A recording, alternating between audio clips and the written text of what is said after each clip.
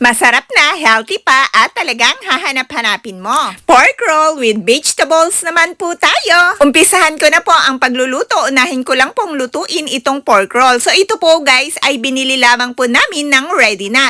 Pero pwede ko rin po yan gawin. Kaya nga lang po minsan walang time. Kaya naman po bumibili ka ng ready to cook na. So this time po ay naglagay ako ng konting-konting olive oil. Dahil nagtry po akong magluto sa air fryer ng pork roll ng walang oil. Matigas po siya na halos hindi na makain. Kaya naman po naisip ko baka kailangan ng konting-konting oil. So habang niluluto ko po sa air fryer, yung mga pork roll ay niluto ko na rin po ang mga repolyo. So nilagay ko lang po sa kawali. Pagkatapos po ay nag-add ako ng asin at water, celery at kamatis, pati na rin po ang leek.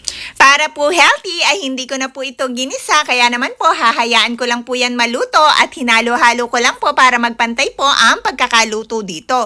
So habang niluluto ko po ito guys, ay babalikan ko naman po yung pork roll na niluluto ko sa air fryer. So babaliktarin ko lang po para maluto din po yung nasa ilalim. Pagkatapos po ng mga ilang minuto ay okay na po itong mga gulay dahil po masarap po ang gulay kapag maluto. Pati na rin po itong pork roll ay luto na rin po. Kaya naman po guys, eto na po ang aking recipe for today na healthy, masarap at talaga namang hahanap-hanapin mo dahil may malutong ka na gulay at may malutong ka rin po na pork roll. Pero ang loob po niya ay juicy dahil meron po iyang cheese sa loob at iba pang mga ingredients. Napakasarap po ng ganitong recipe dahil nga po may gulay ka na at marami pong vitamins and minerals na makukuha dyan at may karne ka pa na talagang magpapasarap din po dito sa dalawang recipe na ito kapag ito po ay kinain mo ng magkasabay. At ito pong repolyo na ito ay talagang napakayaman sa vitamins and mineral dahil may promote po ito sa ating heart health. Kaya po ito maganda sa ating mga puso dahil po nagko-contain po ito ng fiber at antioxidant. Lahat po ng binanggit ko ay may contribute po ito sa cardiovascular health. Kaya po binire-reduce po nito ang pagkakaroon natin ng cholesterol. At maganda rin po ito sa ating digestion at binuboost din po nito ang ating mga immunity. Ini-improve din po nito ang ating gut health at mayaman po ito sa antioxidant.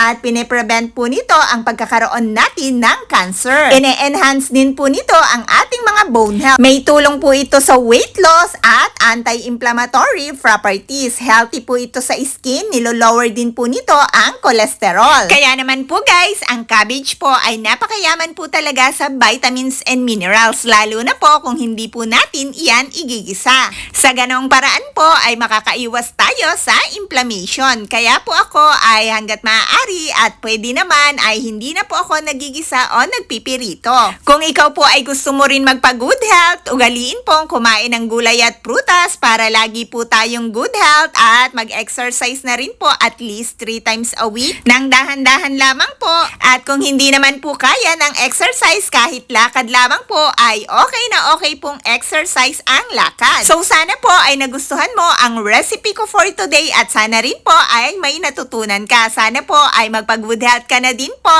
para lahat po tayo healthy at long life. So stay healthy po tayong lahat.